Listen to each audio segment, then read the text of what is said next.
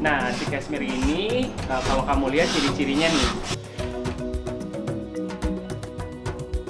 either owls yang menang atau eager-eager yang menang.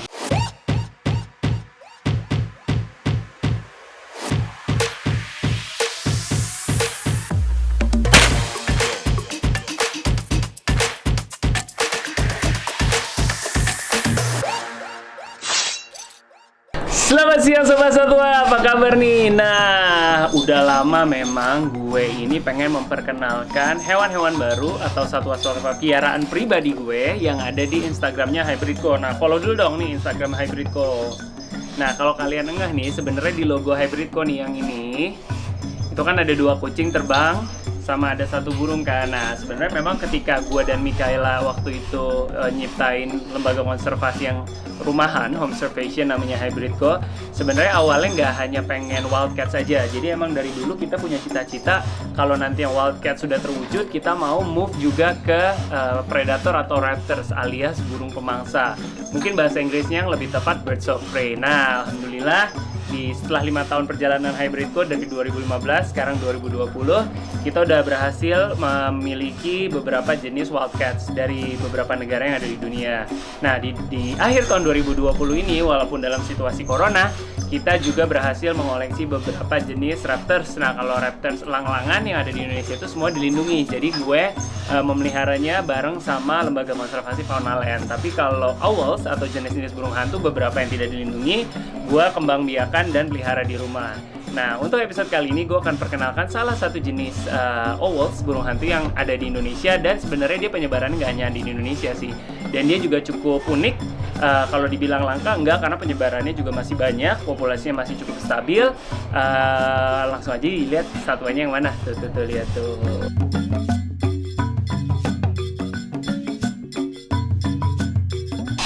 Alright. Biar lebih enak, udah gak sabar dia.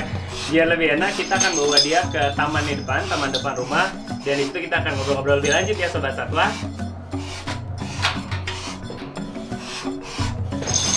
Aduh lo, mundur. Oke. Cashmere.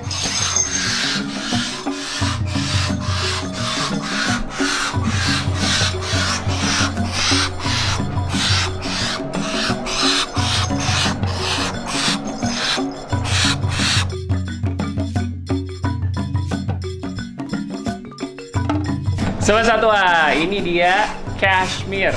Jenisnya Eastern Grass Owl atau di bahasa Indonesia disebutnya serak padang. Nah, si Cashmere ini kalau kamu lihat ciri-cirinya nih. Lihat, pada bagian tubuhnya diselimuti warna emas, warna gold yang ada pola-pola bintik-bintik hitam dan keputih-putihan. Ya, oke. Untuk mukanya, kalau kamu lihat, mukanya berbentuk shape-nya seperti hati, tapi lebih memanjang. Nah, banyak Sobat Satwa yang mungkin mikir rada-rada mirip sama barn owl. Barn owl itu memang masih satu family sama si grass owl ini. Mereka masuk ke keluarga Taito. Nah, tapi kalau dilihat benar-benar sebenarnya sangat-sangat beda nih Sobat Satwa. Nih, kalau kamu lihat mukanya, selain panjang, warnanya juga lebih dominan ke coklat-coklatan. Kalau barn owl atau serak Jawa itu lebih ke putih bersih. Nah, kalau dilihat bagian bawah tubuhnya,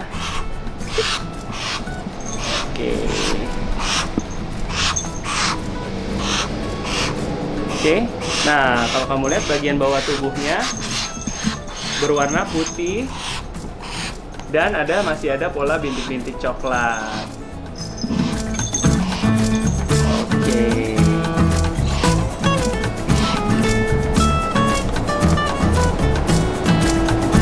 Alright. Nah, sekarang kita taruh di perch ya.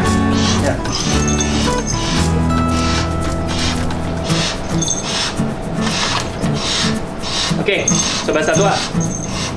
Burung-burung predator seperti namanya birds of prey, mereka adalah satwa-satwa karnivor.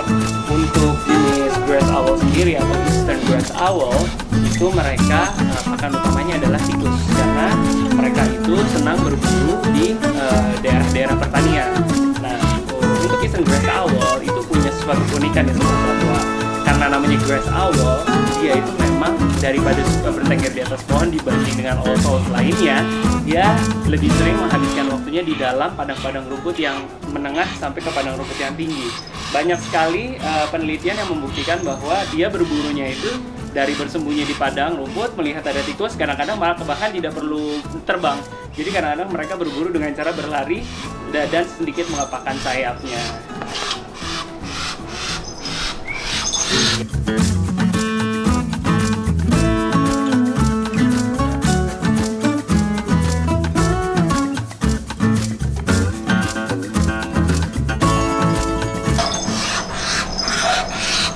Serak padang atau yang mempunyai nama latin Taito longimembris ini juga seringkali disebut Australia grass owl atau beberapa orang juga menyebutnya China grass owl. Memang penyebarannya itu cukup menyebar.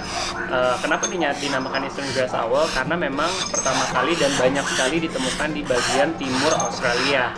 Tapi daerah penyebarannya juga mencakup Indonesia bagian timur nih, sering ditemui di area Jawa Timur, juga di Borneo, kadang-kadang juga ditemukan sampai ke Pulau Sulawesi. Nah, untuk jantan dan betinanya, lagi-lagi burung predator itu tidak bisa dilihat secara morfologi dan fisiologi. Diperlukan tes DNA untuk menentukan apakah dia jantan atau betina. Namun, seperti burung predator lainnya, Eastern grass owl betina lebih besar daripada yang jantan dengan berat rata-rata itu 420 sampai 460 gram. Sedangkan yang jantan average-nya adalah sekitar 390 sampai 420 gram. Nah, untuk si Kashmir ini terakhir itu aku timbang dia 460 gram. Jadi ada possibility kalau dia ini adalah betina.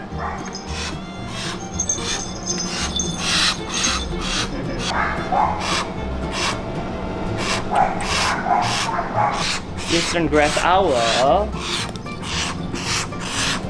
seperti pada barn owl lainnya, pakan utamanya adalah tikus-tikusan atau rodent. Tapi di breeds, di captivity breeds, dia sering juga kita kasih makan daging-daging merah seperti daging sapi, bisa juga daging burung puyuh dan sejenisnya. Nah, mereka ini seringkali berkembang biak pada musim gugur ataupun musim dingin. Dan karena dia disebutnya Eastern grass owl, memang dia sering sekali terlihat membuat sarang itu di dalam tanah atau di rumput-rumputan yang tebal. Lucu ya, biasanya itu kalau burung-burung hantu kan selalu berbikin sarang ada di dalam pohon atau sarang-sarang yang ada di atas pohon. Tapi khusus untuk grass owl, mereka suka banget di dalam rumput-rumputan.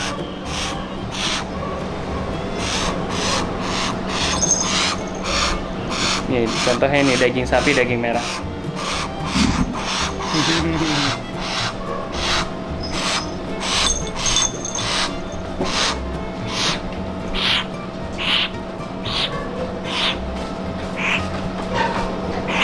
Yes.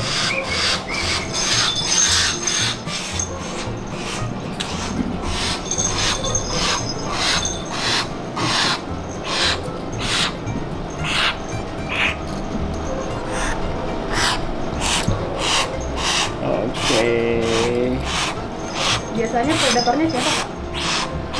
Oke, jadi kalau burung pemangsa ini, karena dia itu biasanya kita nyebutnya apex predator, karena kalau di alam liar ini memang mereka salah satu dari top predator atau predator tertinggi. Namun ada beberapa cerita kejadian bahwa mereka itu kalau bertemu dengan sejenis elang-elangan mereka bisa berantem. Dan banyak beberapa orang yang bilang bahwa ketika owls bertemu dengan elang sesama burung predator, itu ada dua kemungkinan, either owls yang menang atau eager yang menang. Bisa dua-duanya menang, jadi tergantung ukuran, tergantung juga dewasanya. Jadi karena kalau owls mungkin ketemu elang yang nggak terlalu besar, bisa aja dia menang. Tapi kalau kebetulan ketemunya mungkin elang-elang macam elang brontok atau misalkan elang Jawa yang dewasa, ya kemungkinan besar mereka pasti kalah karena dari secara ukuran pun udah lewat.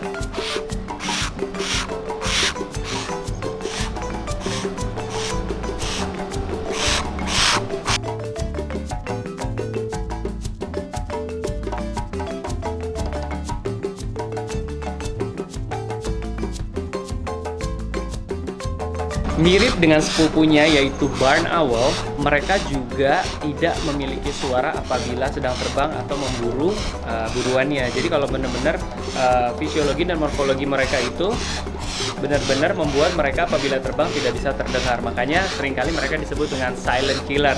Dan kalau mau tahu suaranya nih, dengerin.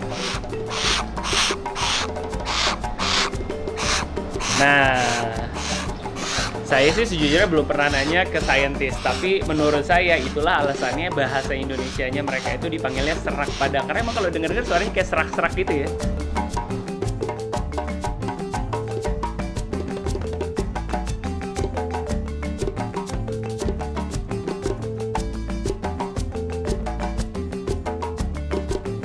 Sekian untuk episode hari ini Sobat Satwa. Jangan lupa untuk selalu menjaga kelestarian lingkungan, menjaga kelestarian satwa yang ada di sekitar kita. Dan jangan lupa, aku sering banget nih semenjak memelihara owls dan falcon, karena aku kerja di lembaga konservasi, ada tujuan dan goal yang harus kita capai, yaitu pelestarian, kembang biak, ataupun rilis. Nah, untuk teman-teman, kalau ditanya Kak Fardan, apakah Eastern Grass Owl dilindungi? Memang ini bukan satwa yang dilindungi. Tapi kalau ditanya, Kak Fardan, aku boleh melihara nggak? Aku sangat tidak menyarankan. Sekali lagi, untuk Eastern Grass Owl ataupun any other owls, jenis-jenis lain, aku tidak menyarankan untuk memelihara apabila memang kamu tidak memiliki kemampuan banyak ya, nggak hanya finansial, tapi kesiapan mental juga, dan yang paling penting kesiapan waktu. Kenapa? Karena ini namanya burung pemangsa. Gimana pun juga dia liar, dan kadang-kadang di masalah satwa liar itu adalah penyakit zoonosisnya. Kamu juga harus menghitung-hitung. Kita belum tahu kadang-kadang ini ditangkap oleh siapa di alam liar, dia membawa penyakit-penyakit zoonosis. Jadi kalau memang kamu ngerasa hanya untuk gaya-gayaan, stop buying wild animals like this, karena sangat-sangat tidak disarankan. Dan jangan lupa, burung barn owls, Eastern Grass Owl itu memiliki peran penting dalam ekologi di lingkungan. Jadi memang mereka itu adalah teman baiknya petani. Kenapa? Karena mereka itu adalah pengendali hama. Pengendali hama kenapa? Jadi gini, di daerah-daerah, terutama daerah Jawa itu kan banyak sekali pertanian nih Sobat Satwa. Nah, untuk mengontrol jumlah tikus yang ada di dalam pertanian itu, inilah pengontrolnya. Jadi mereka adalah satwa yang mengendalikan populasi tikus agar populasi tikus itu tidak meledak. Karena bayangin nggak Sobat Satwa, kalau populasi tikus meledak, habislah itu tanaman padi dan akhirnya kita akan kekurangan padi dan kekurangan nasi.